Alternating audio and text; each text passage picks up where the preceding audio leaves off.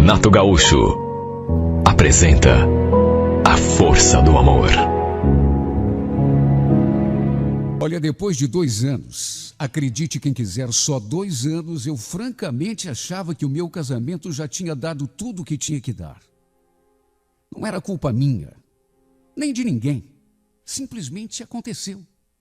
A verdade é que eu já não conseguia ver graça em mais nada. Não tinha emoção, não tinha paixão, não tinha entusiasmo. Era aquela rotina todo santo dia, aquele acordar, fazer o café, marido sair para trabalhar, arrumar a casa, fazer a comida, assistir a novela, dormir, levantar de novo. Sabe, não acontecia nada. Na verdade, se eu continuava casada, era por conveniência. Porque feliz mesmo, eu já não estava há muito tempo. Ao contrário do meu marido. Porque para o Daniel, parecia que estava tudo bem. Olha, não é que eu esteja querendo culpá-lo, só que sabe aquela pessoa acomodada? Quando chegava o final de semana, por exemplo, em vez de me levar num lugarzinho diferente, um passeio qualquer, um parque, um cinema, sei lá, ele ficava o tempo todo no sofá, diante da televisão. Foi inevitável. Nosso casamento acabou caindo na rotina. Olha, eu até que tentava entender o lado dele. O trabalho do meu marido realmente era puxado. Só que eu ficava a semana toda em casa, esperando chegar o sábado, domingo, final de semana, para acontecer alguma coisa diferente. Só que coisa diferente não acontecia nunca. Era sempre a mesma coisa. Será que era justo comigo continuar tocando aquele casamento sem fazer nada de diferente? Sabe, às vezes eu pensava, se a coisa já está assim, com menos de 2 anos, imagine como será daqui a 10 ou 20 anos. Um tédio. Não tinha sido para isso que eu tinha me casado. Quando me casei, a minha ideia era de ser feliz. Era de uma vida com um pouco mais de emoção, de entusiasmo. O problema é que eu sempre gostei de emoções fortes. Sempre detestei a rotina. Talvez tenha começado aí o meu erro. Talvez eu não devesse ter casado com quem me casei. Não porque ele fosse uma pessoa ruim, pelo contrário. Ele sempre foi um excelente marido. Pessoa honesta, homem trabalhador, de princípios. Só que é aquela questão do temperamento. Você casa com a pessoa, não é só para ter comida na mesa, ou companhia durante o jantar, ou quando está assistindo a novela à noite. Não. Você também se casa para ter momentos bons, para ter momentos de emoção. E emoção, no meu casamento, era uma palavra completamente desconhecida. Passava dia, passava semanas, passavam os meses e não havia nada de emocionante acontecendo na minha vida. Quando eu conheci o Daniel, eu lembro que saía todo final de semana. Foi inclusive numa dessas saídas que a gente se conheceu. Tudo bem que agora as coisas eram diferentes. Estávamos casados, ele tinha o trabalho dele, só que, sinceramente, se eu soubesse que a minha vida iria se transformar nessa pasmaceira, naquele tédio, eu juro que jamais teria me casado. Naquela época, pelo menos, eu era mais feliz. A minha vida parece que tinha mais graça. Havia sempre a expectativa de alguma coisa acontecendo de diferente. E eu juro que não estou falando tudo isso para justificar o que eu fiz. Agora, que ajudou, e muito ajudou. Naqueles últimos tempos, a minha única diversão era a internet. Facebook, Orkut, MSN, sites de fofoca, salas de bate-papo. O Daniel ficava na sala lá na frente da televisão, e eu ficava no quarto, navegando na internet. Juro que nunca tive intenção de fazer nada de errado. Até porque eu nunca fui de fazer nada escondido. Mas quis o destino que eu acabasse conhecendo uma pessoa através do Facebook. O Fernando era primo da Lúcia, uma amiga e vizinha minha. Pois foi através do perfil desta minha amiga que eu acabei chegando no Fernando. Ele morava em Florianópolis. E o que de saída me chamou muito a atenção foram as fotos que ele postava lá no seu perfil. Não eram exatamente fotos dele, mas das paisagens, fotos da cidade que ele mesmo tirava. Meu Deus, eram fotos tão lindas.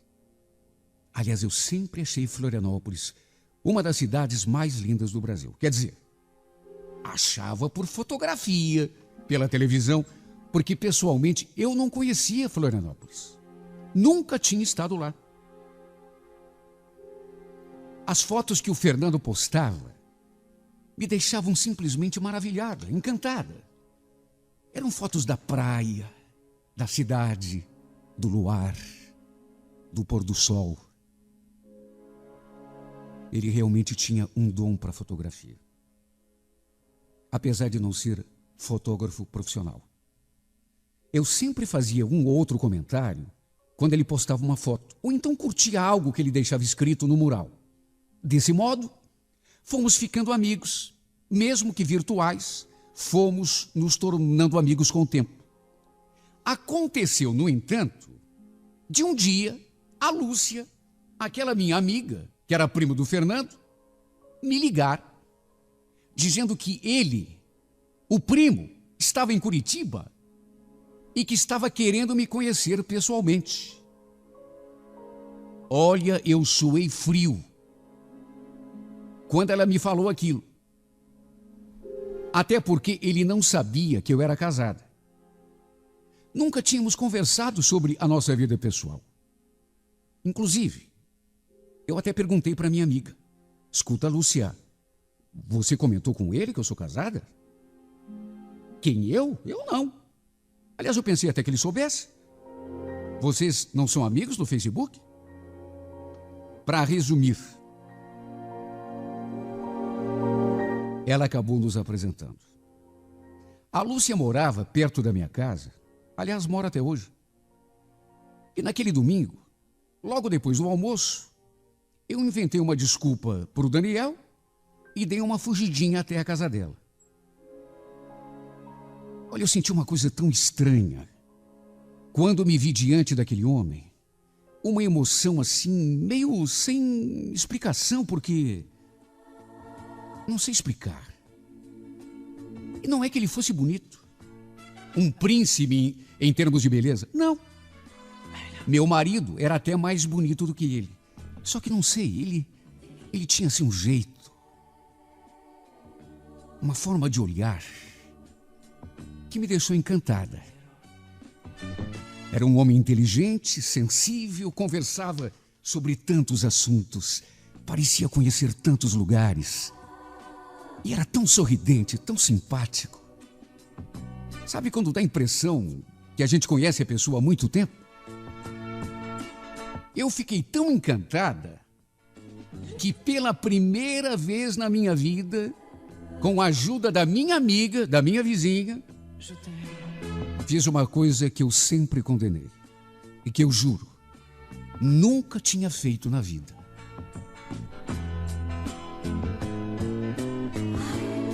Olha, contando hoje, eu acho até estranho que eu tenha tido coragem. Afinal de contas, era a primeira vez que eu vi aquele homem pessoalmente e, no entanto, repito, fiz aquilo que nunca tinha feito, traí meu marido. Não sei o que aconteceu comigo. E não estou dizendo isso para me desculpar. Ele começou a conversar, começou a falar dos lugares que ele conhecia, do pôr de sol lá em Florianópolis. Aí falou que talvez algum dia me convidasse para ir até lá, para a gente assistir a um pôr de sol juntos. O sol se pondo em cima do mar. E ele era tão envolvente. A conversa dele era tão interessante. Ele era tão simpático e cheirava tão bem. Aquele perfume, aquele sorriso, aquele olhar, aquela voz. Quando dei por mim, já estávamos trocando um beijo. Talvez se o meu casamento não estivesse passando por aquele momento delicado, talvez não tivesse acontecido. Mas fazer o quê? Quando me dei conta, estava acontecendo. E a verdade é que a partir desse dia, minha vida deu um giro de 180 graus. A Lúcia, de certo modo, acabou meio que encobrindo a minha história com o primo dela. Até porque a primeira vez que aconteceu foi justamente na casa dela. E o fato é que, se era de emoções fortes o que eu andava precisando, agora pelo menos eu já não podia mais reclamar. Agora eu tinha um amante. O problema é que não fiquei só no entusiasmo. Não sei dizer como, mas o fato é que me apaixonei pelo Fernando. Depois daquela nossa primeira vez, lá na casa da Lúcia, naturalmente que as nossas conversas pela internet tomaram um outro rumo. E havia tanta paixão nas palavras que ele me dizia. E por mais incrível que pareça, a gente se falava no Facebook, mesmo com o meu marido praticamente ali do meu lado. Eu realmente não pensava no perigo. E é como eu já disse, para o Daniel, parecia que estava sempre tudo 10. Ele não reclamava de nada. Ele não desconfiava de nada. Às vezes, ele até chegava no quarto e perguntava com quem eu estava conversando. E, meu Deus do céu, ele nem se dava conta de que eu estava conversando com outro homem, cometendo adultério nas suas barbas.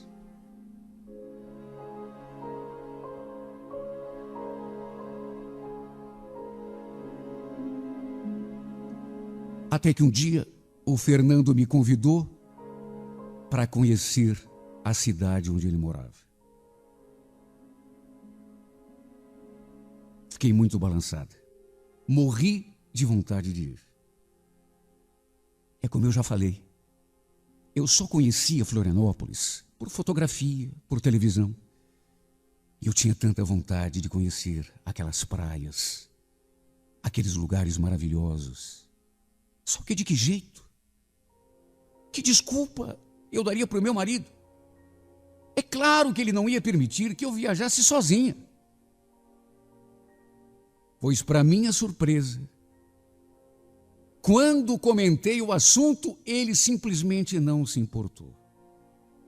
Na verdade, eu já devia esperar. Naturalmente que falei que a Lúcia ia junto comigo. E também não contei que estava indo para Florianópolis. Inventei que um parente dela, que morava no interior, tinha morrido. E ela queria que eu fosse junto no enterro. Quando perguntei se podia ir, ele nem se incomodou. Claro que pode, Andressa. Imagina.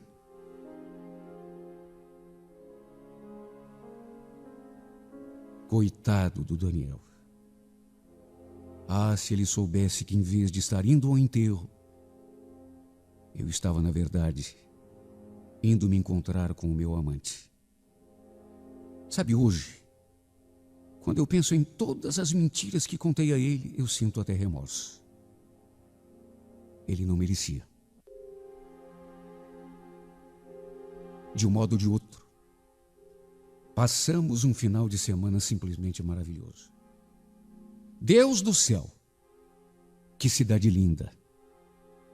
Parecia um sonho estar ali. Uma cidade tão linda, tão maravilhosa, tão exuberante, mágica. E de quebra, ao lado do homem que mexia tanto comigo, por quem eu me sentia apaixonada. Repito, não porque fosse um príncipe de beleza,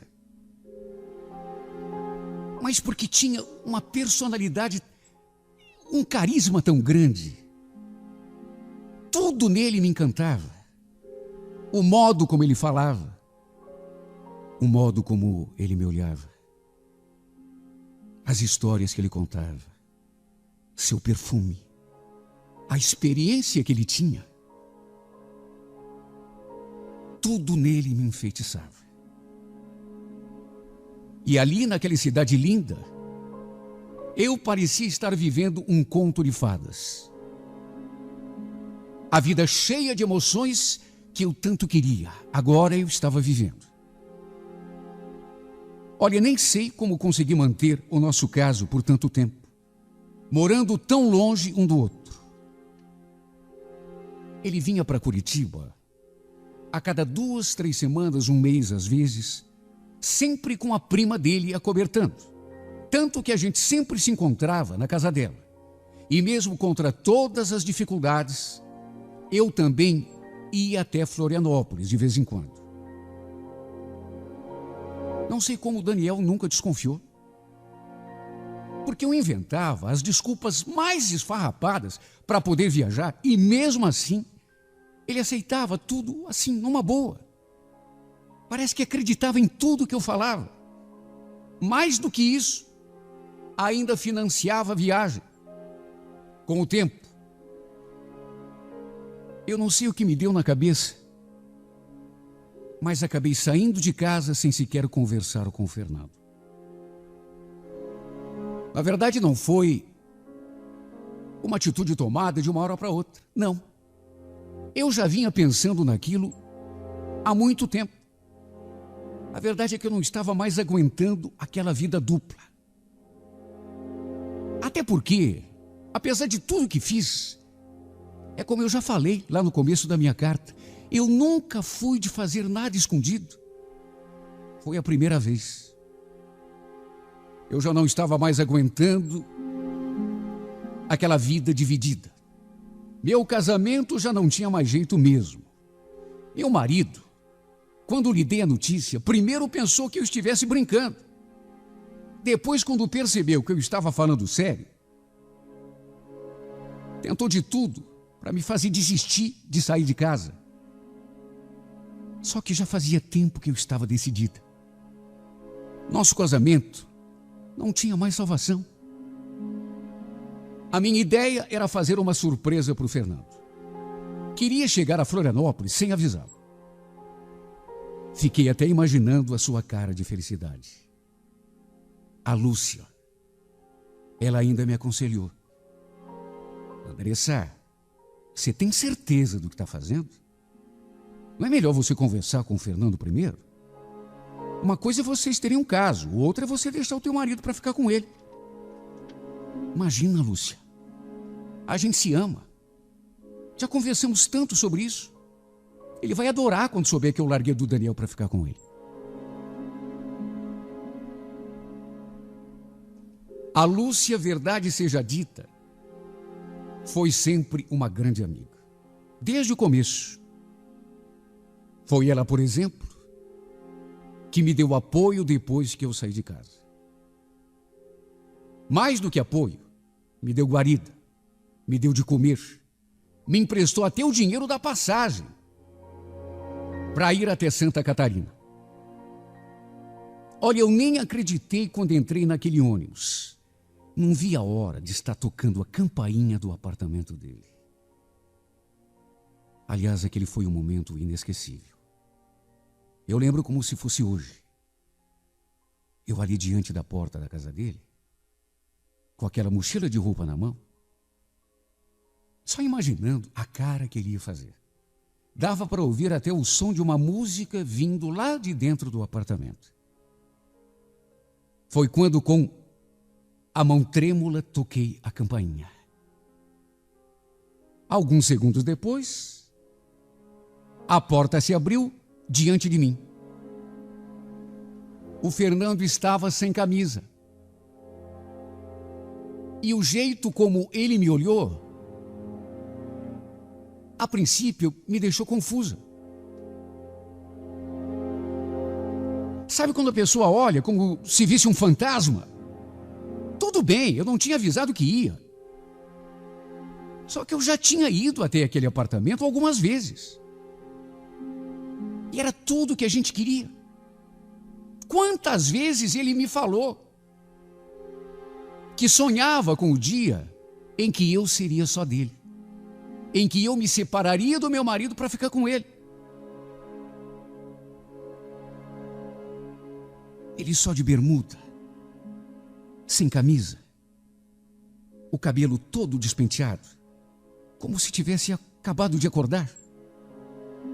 Quando me viu, me olhou com aquela cara esquisita, arregalou o olho e ficou em silêncio. Eu então sorri e abri os braços para lhe dar um abraço. E aí, amor, gostou da surpresa? Ele não respondeu. Aliás, parecia assustado. Eu ali de braços abertos, esperando por um abraço dele. E ele me olhando com aquele olho esbugalhado. De repente, com a voz sumida, perguntou: "O que você está fazendo aqui?" Com certeza não era o tipo de recepção que eu estava esperando. Pelo jeito, e eu até aquele momento ainda não tinha entendido por quê, não tinha sido uma surpresa tão boa para ele me ver ali, diante da sua porta. Só que o pior ainda estava por vir. De repente, em meio ao som daquela música, escutei aquela voz vinda lá de dentro. "Quem está aí, amor?" Era uma voz de mulher. Não demorou muito e ela apareceu. Enganchou no pescoço dele, olhou para mim, de cima a baixo, e voltou a perguntar: "Quem é, amor?"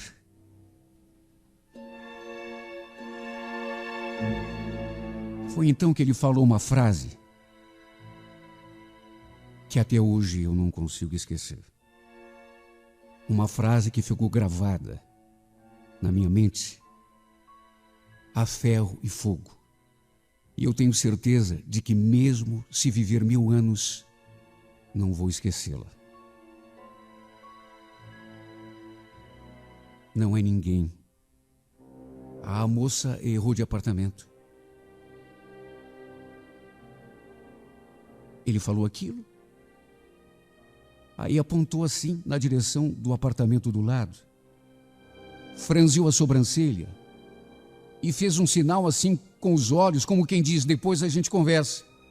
E arrematou, como se estivesse me dando uma informação. O Alberto mora nesse apartamento, o 404, só que eu acho que ele não está em casa.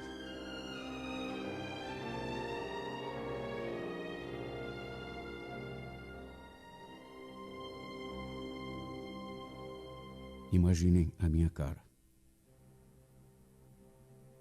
Eu só queria abrir um buraco no chão, enfiar a cara e nunca mais tirar. Passei aquele dia todo vagando sem rumo pela praia.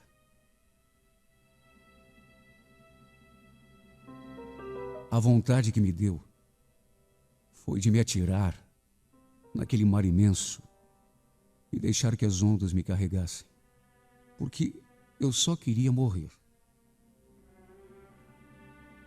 Acabei voltando para Curitiba naquele mesmo dia. Voltei arrasada, sem saber o que fazer da minha vida. Meu Deus, eu tinha jogado meu casamento para o alto, só para ficar com o Fernando. E agora aquela desilusão. Não é ninguém. A moça errou de apartamento. Foi assim que ele falou. E se querem saber como eu me senti exatamente assim, como se eu não fosse ninguém, um zero à esquerda. um lixo. Só eu sei o quanto isso me doeu. Durante toda a viagem, chorei feito criança, pensando na besteira que tinha feito. Quando cheguei a Curitiba, em vez de ir direto lá para a casa da Lúcia, onde eu estava hospedada, não sei o que me deu na cabeça, um lapso de memória talvez, fui direto para a casa onde eu morava com o Daniel. Olha, eu estava tão arrasada, eu estava tão carente, tão necessitada de um abraço, de um carinho, nem cheguei a pensar em como seria recebida. Simplesmente me deixei levar. Quando vi, já estava diante da porta, tocando aquela campainha. Quando abriu a porta, ele me viu ali diante dele, com aquele olhar abatido, aqueles olhos inchados. Ele ficou surpreso, me olhando. Andressa? Caí no choro na mesma hora. Daniel, me perdoa, Daniel. Por favor, me perdoa. Eu não queria. Ele me abraçou tão apertado que quase me sufocou. E era bem disso que eu estava precisando mesmo. De um abraço forte, de um carinho.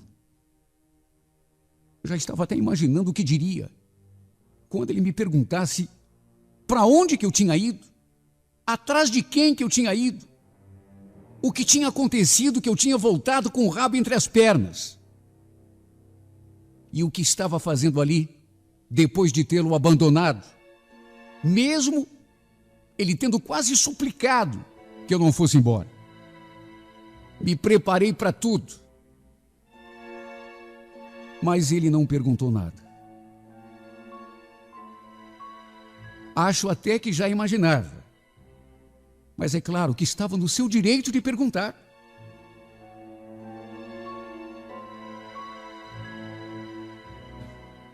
A grande verdade é que foi preciso eu quebrar a cara para dar valor àquilo que tinha.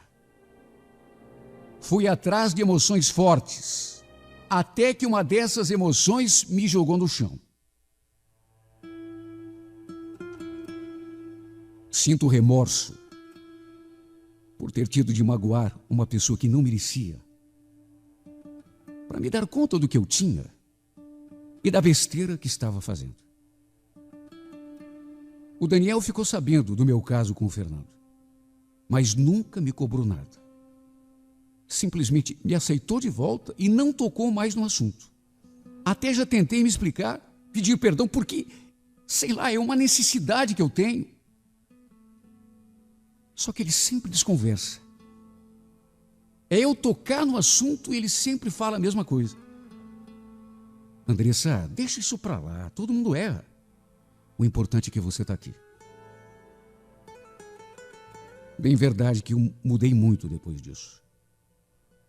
Posso dizer que hoje sou uma mulher muito diferente daquela que era quando me envolvi com o Fernando. A minha visão de vida mudou. Pelo menos o meu deslize serviu para alguma coisa. De certo modo, até salvou o meu casamento. Serviu também para me mostrar que não é justo a gente trair quem nos ama. Porque traição dói muito. E eu digo isso porque só eu sei como me senti quando vi aquela mulher enganchada no pescoço do Fernando, chamando ele de meu amor.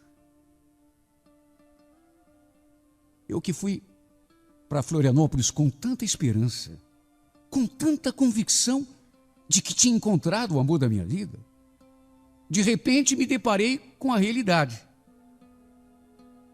Ora, eu quis morrer naquela hora.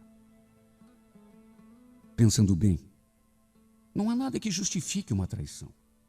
É como diz o ditado: não faça aos outros aquilo que não deseja para si. Graças a Deus tive uma segunda chance. Uma segunda chance que nem todo mundo tem. Nunca esqueço que tive muita sorte. Nunca esqueço que se meu marido fosse outro, eu hoje poderia estar sem marido e sem amante, sem casa e sem referência. Perdida no mundo por ter ido à luta atrás de emoções fortes, as mesmas que quase acabaram com a minha vida.